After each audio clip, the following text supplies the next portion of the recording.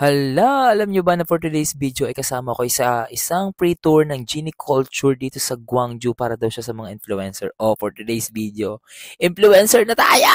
Kaya naman, let's go, samahan niyo ako guys. Annyeong sa'yo, ngayong araw ay legit na lakwatsero tayo, kaya naman let's go! Maaga nga akong naligo at nagbihis kasi nga may pupuntahan tayong pre-tour na inorganize ng Genie Culture.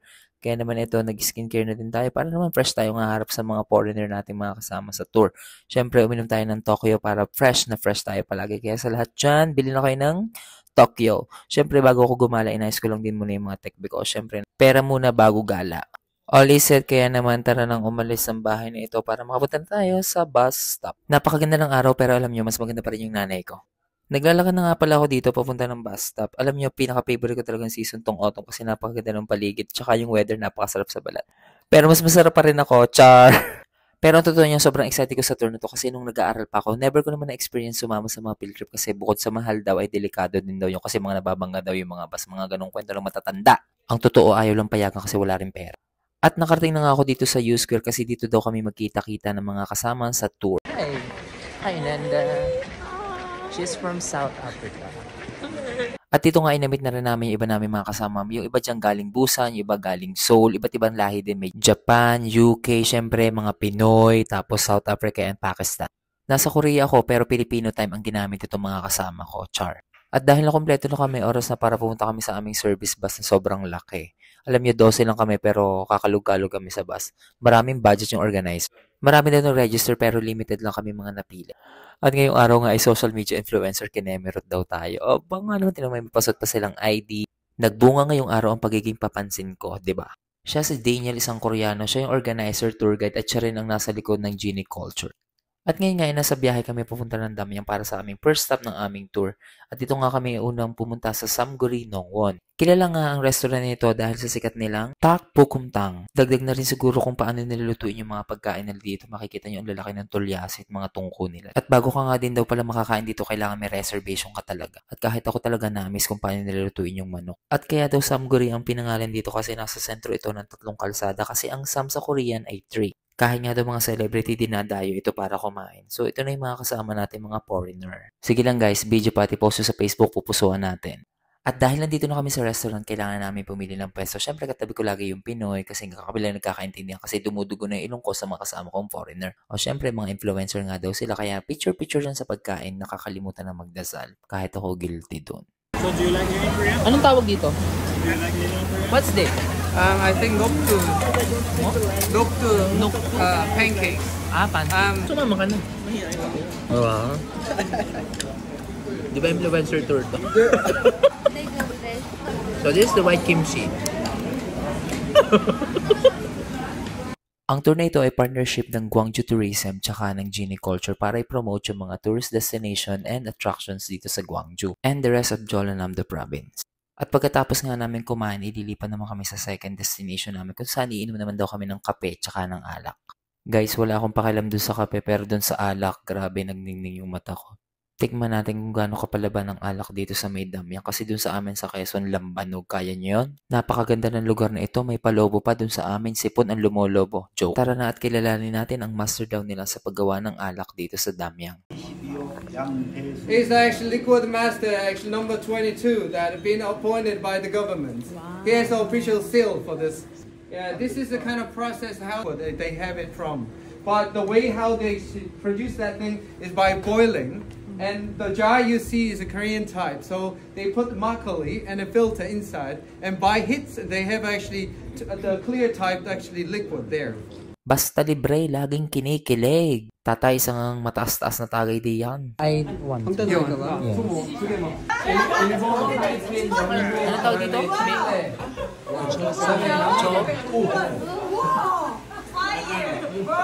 Fire. Because they just made. Yeah, after cooling.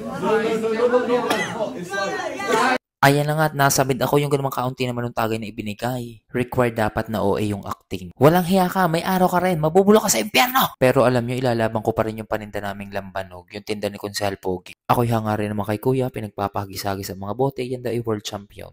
Tapos na yung aking pangibit-ngibit kaya naman oras na para magpa-cute. Dito nga pala sa lugar na to, hindi lang alak yung ino-offer nila. Meron din sila mga kape dito, meron din sila mga dessert na pwede niyong ma-order. Napansin ko sa lugar na to, karamihan medyo may edad na yung nagpupunta. Kaya nga nandito kami ngayon, di ba? Meow! Sabi naman pusa. Oh, is that? Right?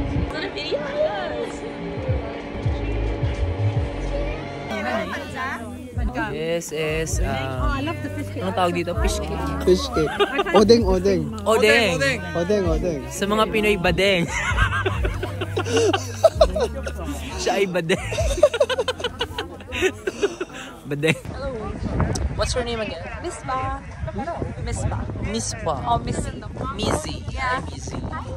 From England. England. You say mabuhay. Mabuhay. That's the word. Mabuhay. Yes, mabuhay. Mabuhay. What does it mean? Like welcome? Long live the king. Oh, really? Oh, I know Mabuhay. That was the one I was looking for. Okay. Mabuhay.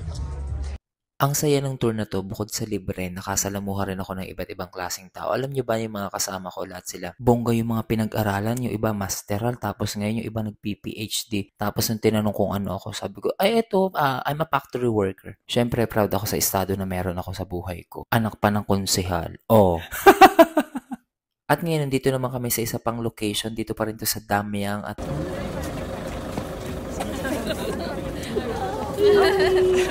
Nandito naman kami sa Juknokwon or yung Bamboo Forest na sikat na pasyalan din nga dito sa Damiang. Nakailang punta na nga rin pala ako sa lugar nito pero lagi pa rin ako na-amaze sa ganda ng mga puno ng kawayan.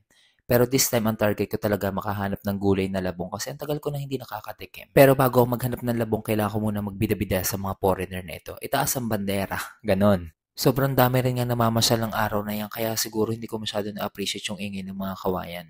Iba kasi yung vibes kapag naririnig yung mga ingay ng kawayan. Yung bawat hampas ng mga dahon nakaka-relax. Pero mas relax to kasi nakahanap ako ng upuan kasi sobrang ngalay na rin talaga yung mga paa ko paglalakad.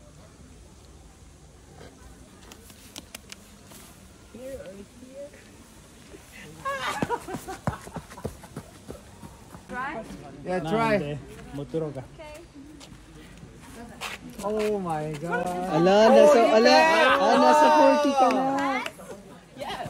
No, 20, not. Yeah, 30. Yeah, you fit. Is the coat? Take your coat off. I think you can. Oh, you can. Oh. It's too big.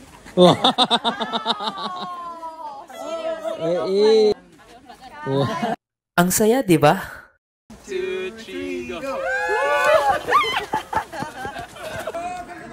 여긴 사진 찍는 데인가 봐.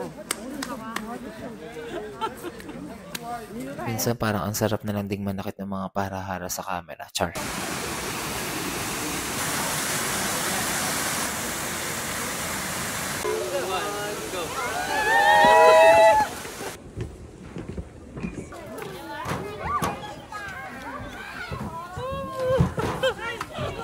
At dito sa loob ng Bamboo Forest, may makikita rin kayo ng mga souvenir shop. Siyempre, kailangan pumasok din kayo dyan kahit hindi kayo bibili. Kagaya ko, pumasok lang ako dyan pero hindi naman talaga ako bumili. Tingin-tingin, hawak-hawak ng mga local products nila. Aminin mo, ganyan ka din. At ito, kapag pumasyal kayo ng Damiang, wag na wag niyong palalampasing hindi kayo makakatikim ng ice cream nila. Super sarap niyan guys, promise. Iniisip ko na kawayan yung flavor pero matcha flavor yata yan. Pero masarap, tinikman rin nung hapon eh. At syempre, bago rin kami umalis ang Juknokwon, kailangan mag-iwan kami ng mga memories all together. At ngayon naman ay oras na para pumunta kami sa pang-apat na location namin for today's video. Pero dito pa rin to sa Damiang. Ibang klase talaga ang vibes ng autumn, nakaka-relax. At dito naman medyo nagkaka-close na kami mga magkakasama. Kaya pinalo na namin yung isa't isa sa Instagram tsaka sa mga iba pa naming social media accounts. Influencer yarn!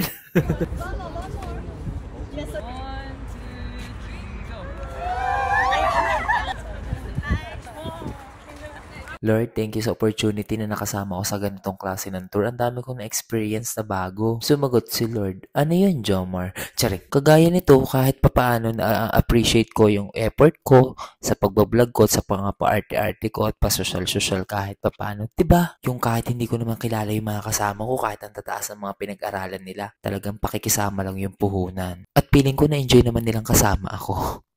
Napahaba yata yung drama ko. Pero alam nyo guys, nandito pa rin kami sa Damyang dito sa May Meta. Kaya naglakad-lakad pa rin kami dito kasi ang gaganda rin talaga ng mga pasyalan pa. Ang gaganda ng mga bahay, ng mga structure. Tapos itong may malaking ulo. Hindi ko alam kung anong tawag dyan. Ito din pala yung last stop namin dito sa Damyang kasi babalik na kami ng Gwangju. At gusto ko rin sabihin sa inyo na part 1 pa lang to ng vlog ko. So may part 2. Kaya sana panoorin nyo pa rin. Yun lang ang trip namin dito sa Damyang. See you to our next vlog. Annyeong!